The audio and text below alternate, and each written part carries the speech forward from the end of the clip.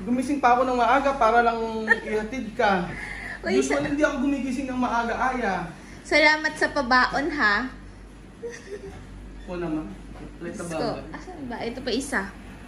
O, parang ngayong aalis ako late ka gumising. Para na lang sa iyo. Impacto ka. Ayun naman yung isa. Ay, nawawala. Pakita mo naman yung ano mo, yung suot mo. Ano, Aya? Huwag na, walang bago. Ayan. Aya, totoo na ba talaga yan?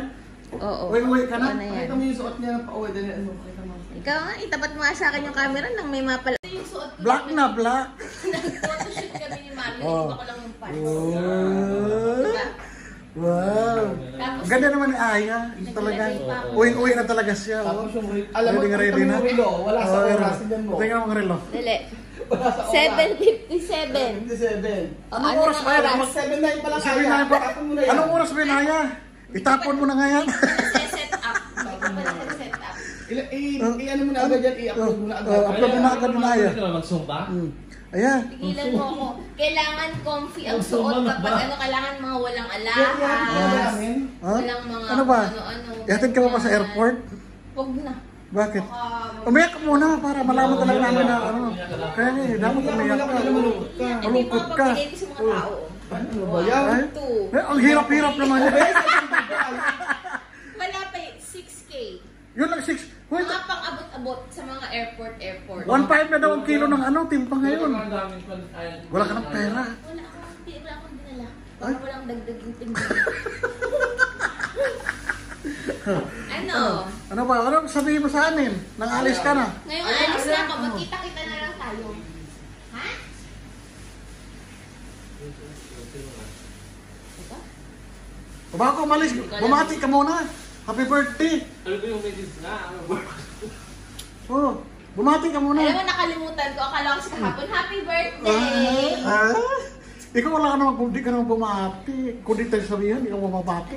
Nakalimutan ko. Parang i-apis mo lang ako kasi may camera. Kaya eh, kung may camera, bumabati ka. Parang, Happy birthday! Ang message ko kay Kuya Ruel ay sana ganyan pa rin siya kagalante habang buhay. At Ano ba? parang kasi kaming tropa dito talaga eh. Sana mag-mature na siya. ay? Mami-miss ko talaga to. Ano ba yan? So, ayun. Yun dalawang lang ang kami. message ko. Ano ba talaga? Dapat dalawang camera kasi ito post i-upload Kaya natin nga, agad. i-upload, oh. Yun, okay. So, ang message ko kay Kuya Ruel, Dalawa ay, agad kita yan. kita na bineso kita dito kasi, di ba, usually ayaw kita i-kiss. Oh, Happy yeah. birthday! Yan. Plastic. Yan. Ay? PL na First PL. time ko siyang bineso. Hindi ko talaga binebeso yan. Oh. Halika na. Oh. Kaya ka na. Kaya, kunyari hatid ka. Oh, sige. Kaya niyo ba? Kaya. Kaya mo mandalin yung bag ko. Sige. So, ayun. Ang message ko kay Kuya Ruel, sana ganyan lang siya forever. Hindi siya magbago.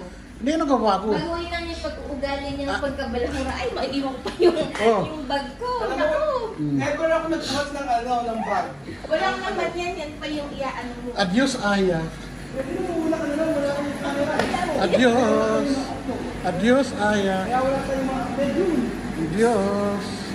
Andiyan na si Bildo, nanguna na po. Kaya talagang, may ano siya. Oh, kailangan talaga na may interest si Aya kasi mahirap na. Oh. Galing ah. Talagang, ayun, parang di ka nalulungkot to. Tuwang-tuwa ka pa. Stop mo na yung akin. Ayan na yung sundo ko guys. Tinutulungan. Gracias, Musa. Sasakay na ako. Gracias. Ayan. So, may isa akong kasama guys. Na Lebanese. Inaantay kong pumasok. Hindi na inaano yung mga bagahe niya.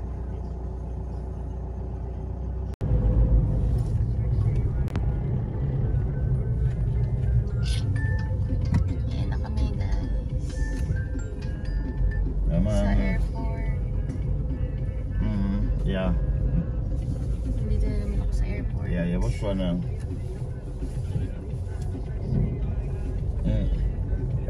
Ayan, kinukuha na yung mga maleta namin. Tapos parang mamaya bibigyan ko lang sila yung mga nag-assist. Kaya kailangan laging may mga bariyang dala. Yan. Naku, parang dyan pa kami dyan pa kami nag-kiss ni Mario sa part na yan. So ayan, mag-check-in na kami.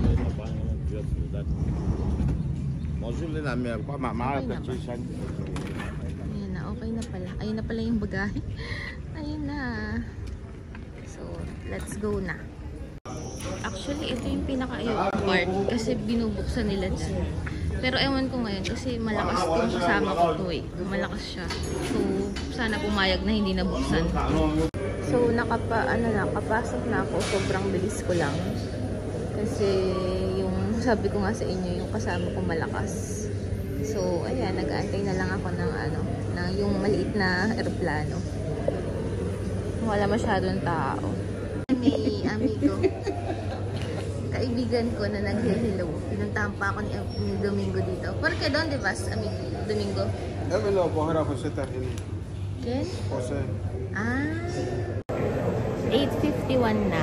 9:15 yung flight pa Malabo. So, nagmumuni-muni ako kasi ang aga ko nakapasok. Ang bilis ko kasi nakapasok kasi si Santos yung naghatid sa akin. So, walang problema, dire-diretso lang. Wala rin akong problema sa mga baggage ko. Dire-diretso lang talaga. Pag si Santos talaga malakas siya dito. So, Diyos ko, wala pa atang 5 minutes nandito na ako. Kaya ang tagal ko tuloy nag-aantay dito. Pero nakapagmuni-muni ako. Na-realize ko na mamimiss ko yung tatlo. And thankful ako kasi natid nila ako kanina. Parang ako lang yung nahatid nila ng gano'n. Nakakatuwa. And iniisip ko kanina, ang lungkot. Ngayon lang yung first kong bakasyon na parang ganito yung feeling ko ha. Usually kasi pag magbabakasyon, excited ako, ganyan. Ngayon, may something. So, ayun, update ko na lang ulit kayo pag nasa Malabo na ako. Pero ngayon, naantay ko, 8:51 na eh, or 8:53 na, 9:15, tas lilipad na. Ayan na, pupunta na ako sa maliit na eroplano. Ang init, pumamatay na ata ako sa sobrang init. Pero excited na ako.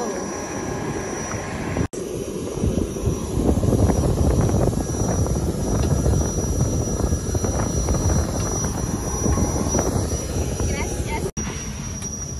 Nahanap ko na yung 507A ako.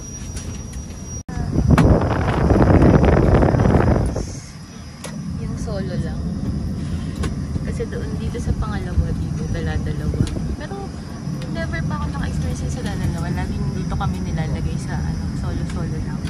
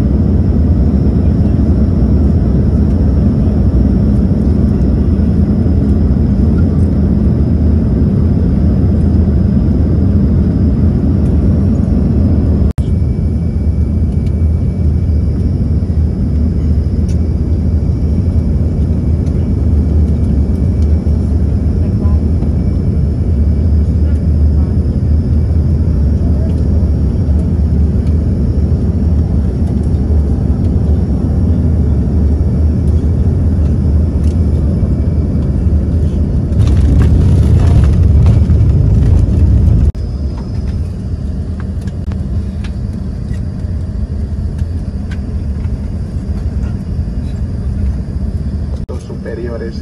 Pueda que los equipajes se desplazaron durante el aterrizaje. Recordarles que no está permitido fumar hasta llegar en lugares asignados en la terminal.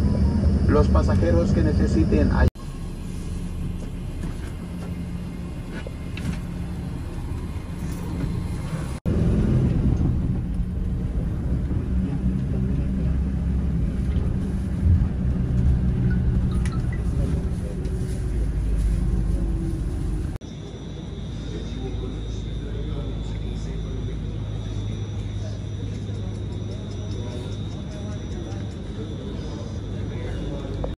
Santi yung sa akin. Inaantay pa kasi may mga kasabay ako ng mga Lebanese. So, inaantay pa yung iba.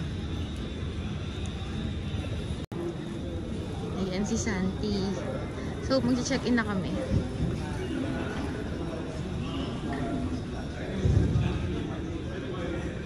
Naku, i-open pa ata ulit dito. Sana hindi na.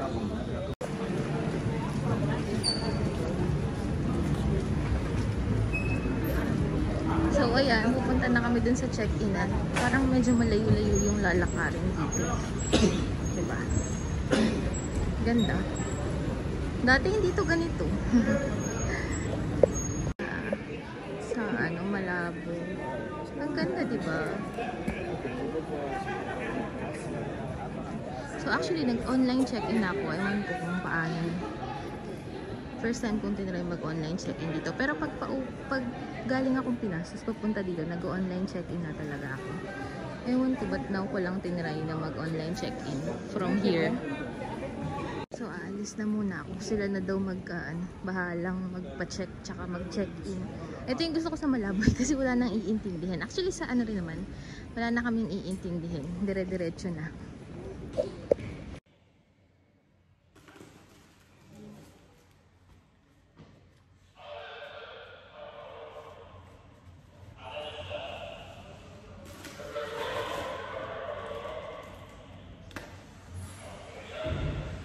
Init, guys.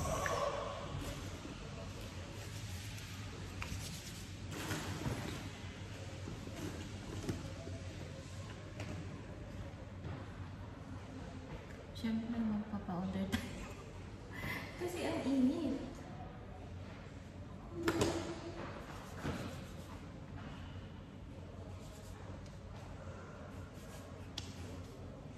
Diba?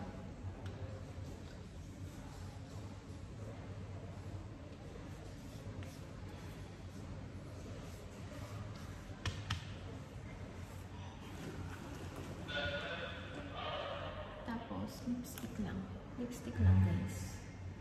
Ito na lang ako mag-lipstick.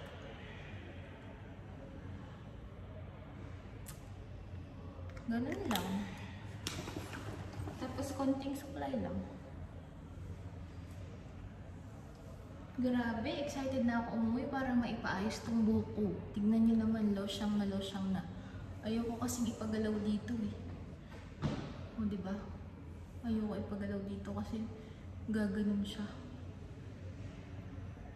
Alam nyo, nandito pa lang ako sa Malabo pero parang 14 hours na yung biniyahe. Grabe, diba? Sobrang init kasi dito, guys. Tapos, ay kanina pala, may nakikita ko nung ginyana na nag-video. Tapos sabi niya, gusto mo ba kuhanan kita? Ang ganda pa naman niya, kaya lang, nagmadali akong pumasok na sa eroplano. Kasi nagpahuli kasi ako sa line. Hindi kasi ako, pag naglilinya sa mga eroplano, lagi ako nagpapahuli. Para dire-diretso lang ako, hindi ako yung tatayo agad, ganyan. Eh kanina, nakita niya, nag-video ako nung yung sa Kronos, video ko ganyan. Tapos, sabi niya, gusto mo ba, sabi niya, amiga, sabi niya, gusto mo ba kuhanan kita? Sabi niya. Tapos sabi ko, oh sige, kaya lang pala, nakatingin na sa amin yung mga nandun sa eroplano. So, sabi ko, sayang, sige, wag na lang, kasi inaantay na tayo, kasi kami dalawa yung nahuli. Ang ganda pa naman nung ginyana, sobrang ganda niya. Tapos binati niya ako nung nakababa na, lagi niya ako binabati, ganyan. Ayun, yun lang ang kwento. Wala pa masyadong ganap. Diba? Di ba guys, agad na agad, diba? Yaan niya sa Pinas. Papaganohin natin yan. Papagandahin natin yung book na yan.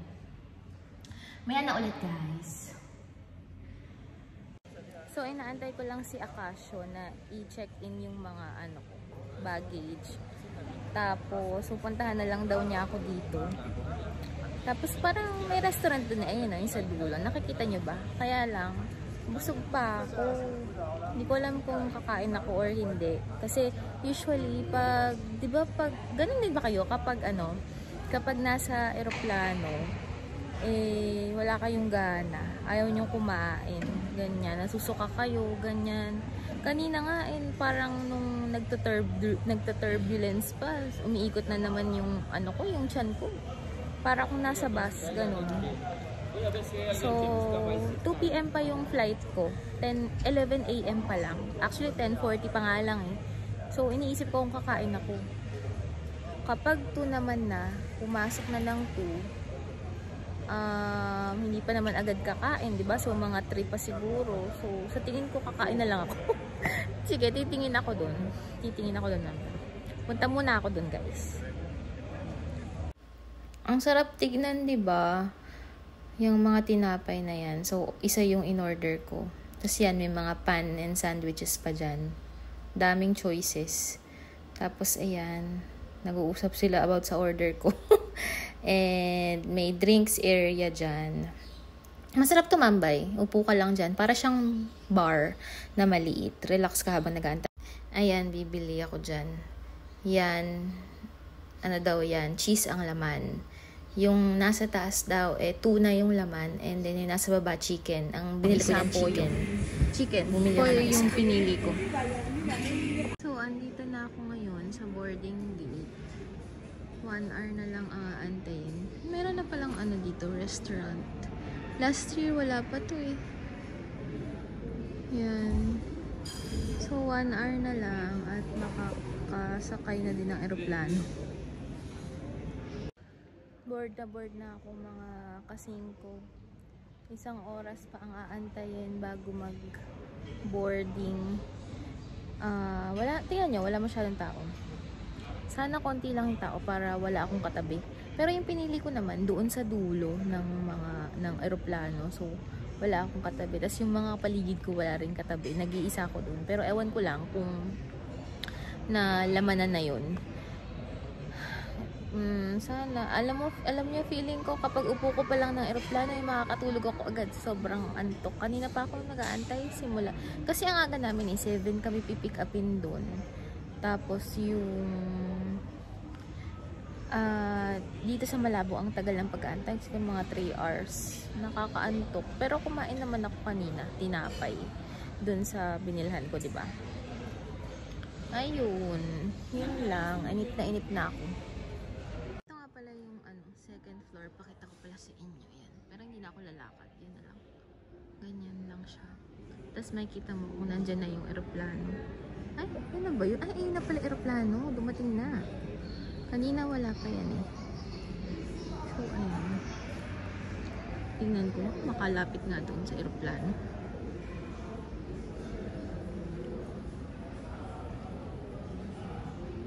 Ito, Seiba pala to. Yung maliit.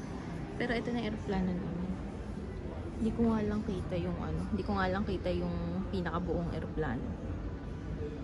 Ang ayaw na bagay kong nilalakaran is papasok na rin ako, excited